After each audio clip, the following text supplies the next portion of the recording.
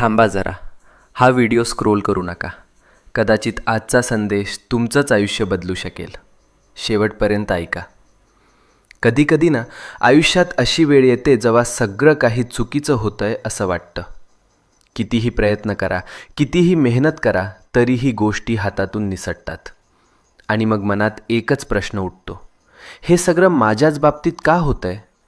आपण हसतो वरवर, पण मनातून तुटलेलो असतो. रात्रभर झोप लागत नाही, डोळ्यात पाणी येतं आणि वाटतं कोणीच नाही माझ्यासोबत. पण मित्रा, नीट ऐक.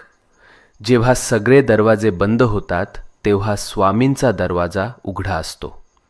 ही वेळ तुझी शिक्षा नाही, ही वेळ तुझी परीक्षा आहे.